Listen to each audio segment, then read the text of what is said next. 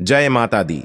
दोस्तों, हड़ताली का तीज के व्रत में क्या क्या खाना चाहिए और सरगी कैसे लेनी चाहिए, व्रत का पारण कैसे करें और सास को थाली कैसे दें, क्या क्या सामग्री उसमें रखनी चाहिए और जिनकी सासू मां नहीं है वो क्या करें।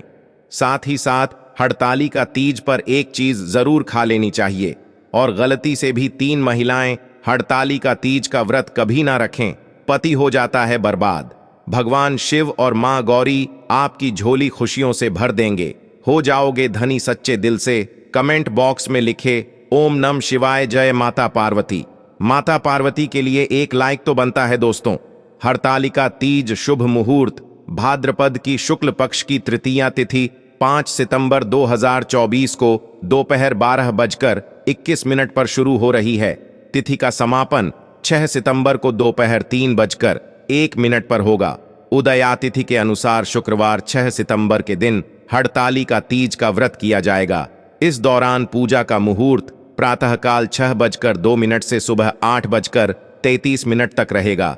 दोस्तों, हड़तालिका तीज पर पहले सरगी ली जाती है। आइए जानते हैं सरगी कैसे लें। हड़ताली का तीज व्रत शुरू होने से पहले सूर्य उदय से पहले या मध्य रात्रि में महिलाएं सरगी करती हैं। सरगी में नमक युक्त भोजन नहीं करना चाहिए। साथ ही सरगी में बहुत भारी भोजन ना करें जिससे आपको उपज की समस्या हो जाए। सरगी में फल, जूस, नारियल पानी, ड्राई फ्रूट्स और मुरब्बा खा सकती हैं। इससे आपको एनर्जी मिलेंगे और डिहाइड्रेशन नहीं होगा। इसके साथ ही आपको व्रत के दिन भूख भी नहीं लगेंगी। अगर आप इस व्रत को निर्जल नहीं रख सकती है तो आप व्रत रखने से पहले संकल्प अवश्य ले लें, पारण में शामिल करें। ये चीजें हड़तालिका तीज के अगले दिन पारण किया जाता है। मान्यता है कि चतुर्थ तिथि लगने के बाद ही पारण करना चाहिए। व्रत का पारण कभी भी नमक युक्त भोजन से नहीं करना चाहिए। आप पानी, शरबत, फल या मीठे से व्रत खोलें। पारण में धीरे धीरे पानी पिए, फिर किसी मीठी चीज का सेवन करें। मीठी चीज का सेवन करने और प्रसाद ग्रहण करने के बाद ही नमक से बना भोजन मुंह में डालें। दोस्तों, शास्त्रों के अनुसार माना जाता है कि भगवान शिव और माता पार्वती को बेल फल अर्पित करने के बाद प्रसाद स्वरूप में पूरे परिवार को खाना चाहिए।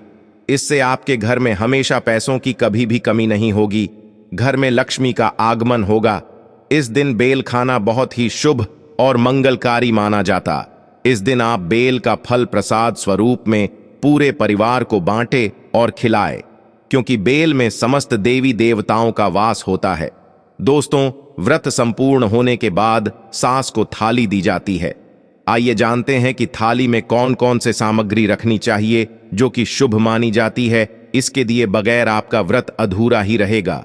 थाली में आप कोई सुंदर साड़ी रखें। ध्यान रखें, सफेद साड़ी नहीं देना तथा बिंदियां, बिछिया, चूड़ी, मेहंदी, महावर तथा नेल पॉलिश, कुमकुम, कंघी, मिठाई और दक्षिणा अवश्य डालें। अगर आपकी सासू मां नहीं है तो आप इसे ननद को दे सकते हैं या बाहर किसी भी बुजुर्ग महिला को आप दे सकते हैं जिसे आप अपना मानते हैं, और उनका आशीर्वाद अवश्य ले लें। तभी ही व्रत संपूर्ण और सफल माना जाता है। दोस्तों, हड़तालिका तीज के व्रत में तीज माता को ये 3 चीजें कभी अर्पित नहीं करनी चाहिए। ये 3 चीजें माता को चढ़ाने से व्रत टूट जाता है, पति पर घोर विपदाएं आ जाती हैं और उल्टा पाप के भागीदार हो जाते हैं। ऐसा घोर पाप कभी मत करना। आइए जानते हैं दोस्तों। सबसे पहली चीज है माता को अर्पित की जाने वाली सामग्री, जैसे कि टूटे हुए चावल कभी अर्पित नहीं करनी चाहिए। टूटी हुई चौकी, खंडित चौकी नहीं होनी चाहिए। चौकी पर हमेशा लाल कपड़ा बिछाना चाहिए। मंदिर में भूलकर भी माचिस नहीं रखनी चाहिए, बहुत ही अशुभ माना जाता है। इस दिन फलों में नाशपाती कभी अर्पित नहीं करना चाहिए। हड़ताली का तीज पर सफेद कपड़ा कभी दान नहीं करना चाहिए और ना ही पहनना चाहिए। इस दिन जितना ज्यादा हो सके हरे, पीले, गुलाबी, लाल रंग पहनना बहुत ही शुभ माना जाता है। दोस्तों, हड़ताली का तीज पर माता को श्रृंगार अर्पित किया जाता है। श्रृंगार हमेशा नया होना चाहिए। टूटा हुआ श्रृंगार अर्पित नहीं करना चाहिए। माता की पूजा में कलश पर हमेशा नारियल को लिटाकर रखना चाहिए। खराब नारियल अर्पित नहीं करना चाहिए तथा पूजा में टूटे हुए चावल अर्पित नहीं करना चाहिए। दोस्तों, हड़तालिका तीज पर कभी किसी की चुगली आदि नहीं करनी चाहिए। इस दिन पति पत्नी को दूरी बनाकर रहना चाहिए। सात्विक भोजन करना चाहिए। इस दिन बड़ों का ध्यानपूर्वक सम्मान करें। इस दिन मुख से गंदे विचार ना बोले, क्योंकि ये व्रत पति से संबंधित है, इसीलिए पति का सम्मान करें। पति को भूल कर भी गाली ना दे। इस दिन लहसुन प्याज का खाना घर के अंदर नहीं बनाना चाहिए। मांस मदिरा आपके आसपास भी ना हो। शास्त्रों के अनुसार अगर आप हरतालिका तीज का व्रत ना रख सके तो कम से कम अपने हाथों में हरी भरी चूड़ियां अवश्य पहने, मेकअप, श्रृंगार आदि अवश्य करें। इससे आपके पति पर कष्ट नहीं आएंगे। दोस्तों, मासिक धर्म में हरतालिका तीज का व्रत अवश्य रखना चाहिए, परंतु देवी देवताओं की प्रतिमा को स्पर्श न करें। व्रत का पालन आप वैसे ही करें जैसे आप बाकी दिनों में करते चले आ रहे हैं। इससे आपको उतने ही फल की प्राप्ति होगी। जीतने के आप हकदार हैं। दोस्तों, हरतालिका तीज पर शाम के समय घर की 3 चीजें कभी किसी को नहीं देनी चाहिए, नहीं तो आपके घर की लक्ष्मी हमेशा के लिए दूसरों के घर चली जाएगी। पहली चीज है नमक। शाम होते ही घर का नमक किसी को नहीं देना चाहिए और ना ही लेना चाहिए। दूसरी चीज है तेल। शाम होते ही घर का तेल किसी को नहीं देना चाहिए। दोस्तों, तीसरी चीज है दूध। हरतालिका तीज पर शाम के समय घर का दूध कभी किसी को नहीं देना चाहिए, नहीं तो आपके घर में से सुख समृद्धि सब चली जाएगी। दोस्तों, हरतालिका तीज का व्रत 3 शादीशुदा महिलाओं को गलती से भी नहीं रखनी चाहिए। बहुत बड़ा अपशगुन माना जाता है। ऐसी महिलाओं का व्रत कभी सफल नहीं होता, महापाप माना जाता है। माता पार्वती हो जाती है, क्रोधित लगता है श्राप। आप ऐसी गलती कभी ना करें। दोस्तों, नंबर 1, चरित्रहीन महिला, मन में गंदे विचार। एक चरित्रहीन महिला की आराधना से हमेशा दूर रहते हैं। भगवान ऐसी महिला की पूजा कभी स्वीकार नहीं होती। अगर हम शास्त्रों की माने तो अगर आपके मन में गलत विचार आते हैं और आप दूसरों के प्रति गलत भावना अपने मन में रखते हैं तो आप भगवान की पूजा कभी नहीं कर सकते। ऐसी शादीशुदा महिलाओं से हमेशा क्रोधित रहती है।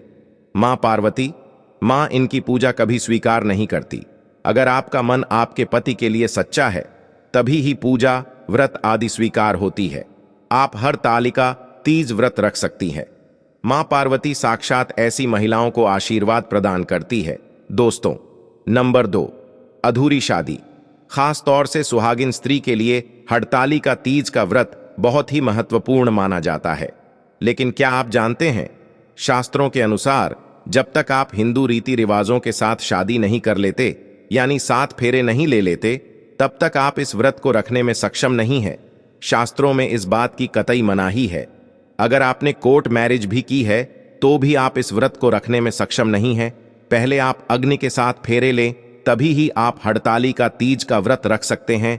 और अगर आप शास्त्रों के विरुद्ध ऐसा करते हैं तो आप पाप के भागीदार बन सकते हैं। माता पार्वती आपसे नाराज हो सकती हैं। दोस्तों, नंबर 3, कुंवारी कन्याएं हरतालिका तीज का व्रत रख सकती हैं। अगर पाना है अच्छा पति तो हरतालिका तीज का व्रत कुंवारी कन्याएं अवश्य रखें। दोस्तों, नंबर 4, तलाकशुदा महिला। दोस्तों, शास्त्रों के अनुसार किसी भी धार्मिक कार्य में पति पत्नी का होना आवश्यक पूर्वक हो जाता है। इन दोनों के बगैर भक्ति पूजा पाठ अधूरी मानी जाती है। अगर आपका तलाक हो गया है या पति से झगड़ा हो गया है और आप नाराज होकर चली गई है तो हरतालिका तीज का व्रत कभी ना रखें, क्योंकि ये त्योहार प्रेम का है। इसीलिए आप दोनों को एक होना पड़ेगा, तभी ही आप हरतालिका तीज व्रत रखने में सफल हो सकती है और मां पार्वती भी प्रसन्न होती है। दोस्तों, हरतालिका तीज पर ये चीजें अवश्य दान करना चाहिए। इससे पति की उम्र बढ़ जाती है, घर में सुख समृद्धि बनी रहती है। हरतालिका तीज पर इन चीजों का दान करने से बगैर व्रत रखे ही संपूर्ण फल की प्राप्ति हो जाती है। इन चीजों का दान जरूर करें। दोस्तों, हरतालिका तीज पर मान्यता है कि इस दिन सुहाग के सामान के साथ साथ मंदिरों में फलों का दान करने से सुख समृद्धि आती है। इस दिन सुहाग की सामग्री दान करने से जीवन में धन वैभव की कभी भी कमी नहीं होती। लेकिन याद रहे, कपड़े, श्रृंगार आदि बाजार से नया खरीद कर ही दान करें। और दोस्तों, हरतालिका तीज पर गेहूं और जौ का दान सोने के दान देने के समान ही माना गया है। धार्मिक मान्यताओं के अनुसार तीज के व्रत में गेहूं का दान बहुत ही शुभ फल प्रदान करता है। अगर आपके पास गेहूं या जौ नहीं है तो आप किसी जरूरतमंद को आटा भी दान दे सकते हैं। दोस्तों, हरतालिका तीज पर किसी ब्राह्मण, महिला या गरीब को वस्त्र दान जरूर करने चाहिए। मान्यता है कि महादेव और देवी पार्वती बहुत प्रसन्न होती हैं और अखंड सौभाग्यवती का वरदान मिलता है। दोस्तों, शास्त्रों के अनुसार हरतालिका तीज पर चावल का दान बहुत ही शुभ माना गया है। कहा जाता है कि हरतालिका तीज पर चावल का दान करने से शुक्र ग्रह से संबंधित सभी दोष समाप्त हो जाते हैं, परिवार में सुख शांति आती है। माता गौरी और भगवान शिव दोनों हाथों से व्यक्ति की झोली भरेंगे। माना जाता है कि हरतालिका तीज पर गुड़ का दान करने से उत्तम फल प्रदान होता है। इस दिन गरीबों को गुड़ का दान करने से महिलाओं को स्वास्थ्य लाभ मिलता है, पति सदैव कामयाब रहता है, घर में दौलत का आगमन होता है, धन, लक्ष्मी, सुख, समृद्धि सब कुछ हासिल हो जाता है। गुड़ का दान करने से रिश्तों में मिठास आती है, जीवन सुगम हो जाता है। दोस्तों, अगर आप अखंड सौभाग्यवती का वरदान पाना चाहते हैं तो माता पार्वती के लिए कमेंट बॉक्स, माता पार्वती के लिए एक लाइक बनता है।